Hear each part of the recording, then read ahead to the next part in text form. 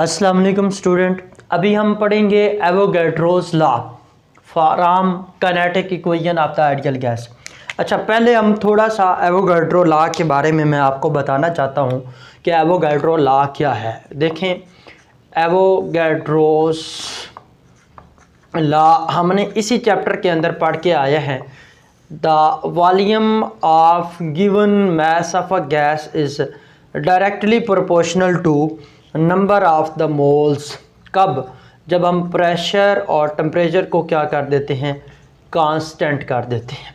तो फिर V is equal to क्या बन जाता है, Kn, यानी नंबर ऑफ द पार्टिकल्स के साथ जो वॉल्यूम है वो क्या रहेगा, कांस्टेंट रहेगा। इसी के साथ हमने एक और रिलेशन पढ़ा था किस चीज़ के लिए, एवोगैड्रोस लॉ का। द इक्वल वॉल्यूम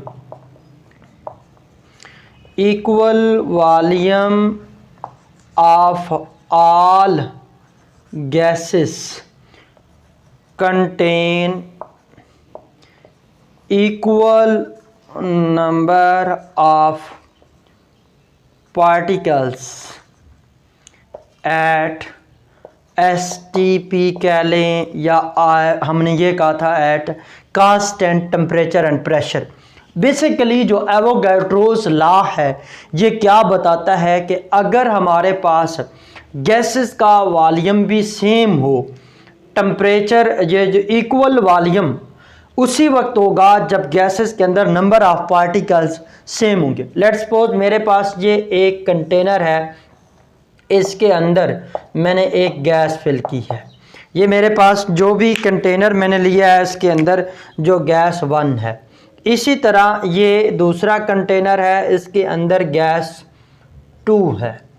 अब सुने, वो कहता है कि टेम्परेचर भी दोनों केसेस में टेम्परेचर और प्रेशर, मैं इसको यूं लिख देता हूं तो बेहतर रहेगा, टेम्परेचर और प्रेशर ये दोनों गैसेस के ऊपर हम क्या कर रहे हैं, constant.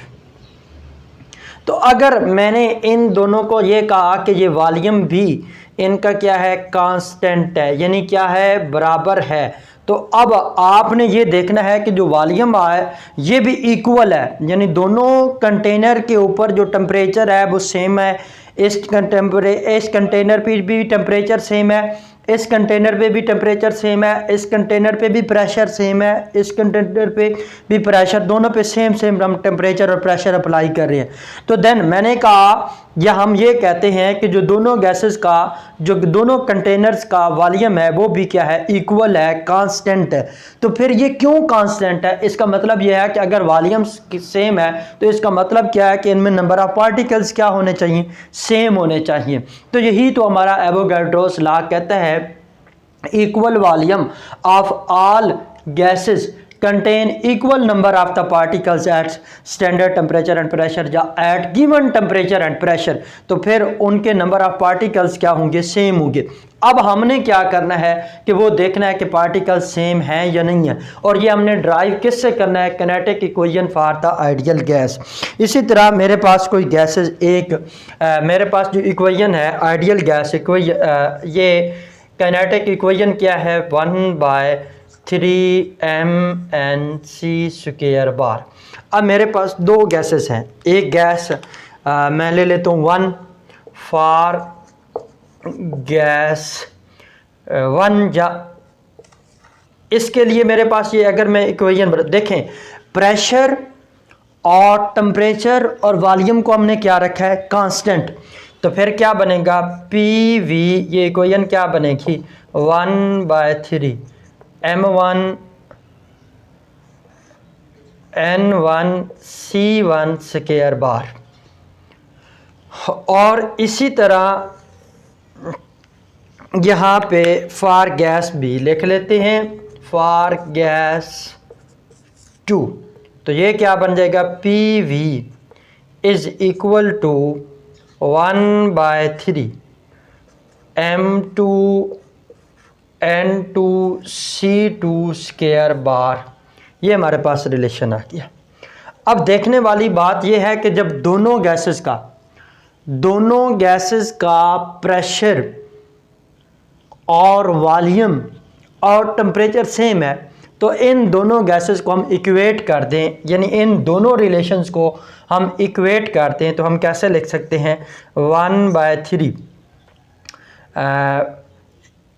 m1 n1 c1 square bar that is equal to, जब प्रेशर भी सेम है वॉल्यूम भी सेम है तो ये फिर ये रिलेशन भी क्या होंगे, सेम होंगे 1/3 m2 n2 c2 स्क्वायर बार।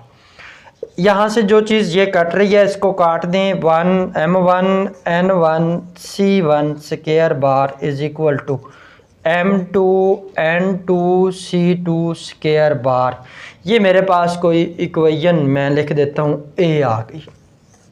इसी तरह जब हमने कहा कि जो टेम्परेचर हमने क्या रखा है कांस्टेंट, तो फिर इन दोनों इक्वेशंस की जो काइनेटिक एनर्जी क्या होगी वो भी क्या होगी, कांस्टेंट होगी। सेम टेम्परेचर पे average kinetic energy of the gas molecules क्या होंगे, वो सेम होंगे अकॉर्डिंग टू KMT। जो काइनेटिक एनर्जी है that is directly proportional to absolute temperature, ये हमने पढ़ रखा है। और जब टेम्परेचर हमने कांस्टेंट कर दिया, if temperature constant for both gases then kinetic energy भी क्या होगी, वो भी कांस्टेंट होगी। Kinetic energy of gas 1 is equal to क्या होगी, average kinetic energy of the gas 2। अब kinetic energy of the gas 1 में अगेन वही लिखूँगा फॉर गैस 1 और फॉर गैस 2।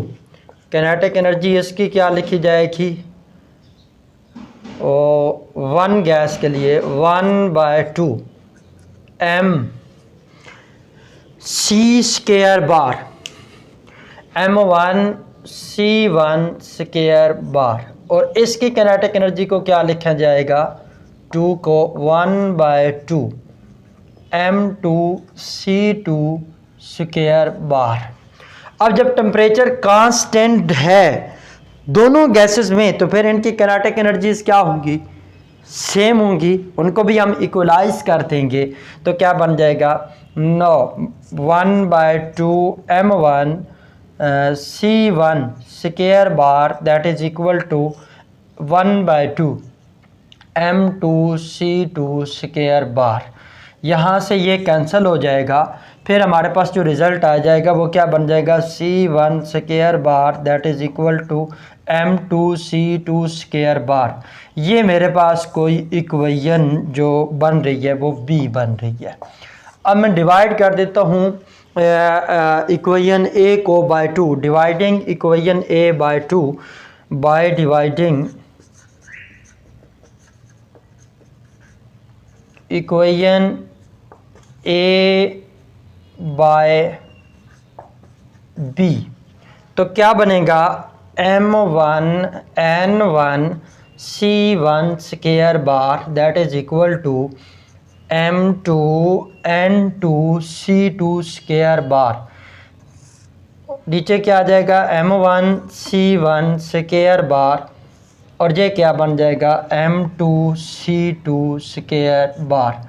ये इससे कैंसिल हो जाएगा और हमारे पास रिज़ल्ट क्या बनेगा, n1 that is equal to n2। ये हमारे पास रिज़ल्ट बन गया।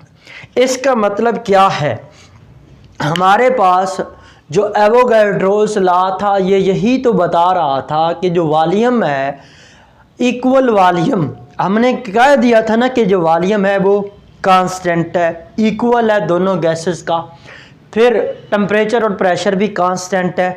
तो फिर एवोगैड्रोस क्या कहता है कि जो नंबर ऑफ पार्टिकल्स होने चाहिए वो भी क्या होने चाहिए, इक्वल। तो हमने यही किया, इस काइनेटिक इक्वेशन से दोनों गैसेस पे हमने क्या किया, और kinetic molecular theory of the gases से हमने ये लॉ प्रूव किया, एवोगैड्रोस लॉ, कि अगर टेम्परेचर प्रेशर और वॉल्यूम कांस्टेंट हो तो गैसेस के जो नंबर ऑफ पार्टिकल्स होते हैं वो भी क्या होते हैं, कांस्टेंट। तो this is the Avogadro's law.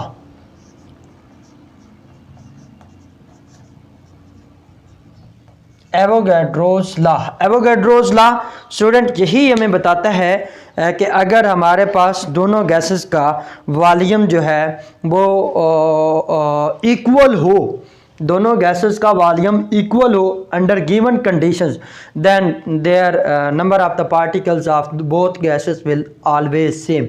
इसी को तो हमने हाइपोथेसिस में देखा था, या statement of the Avogadro's law में यही तो देखा था कि the equal volume of the all the gases contain equal number of the particles. अब दोनों का अगर वॉल्यूम सेम था तो उनके अंदर नंबर ऑफ पार्टिकल्स भी क्या होंगे, सेम होंगे। तो ये क्या है, एवोगैड्रोस लॉ। तो नेक्स्ट हम बात करते हैं ग्राहम्स लॉ ऑफ डिफ्यूजन की।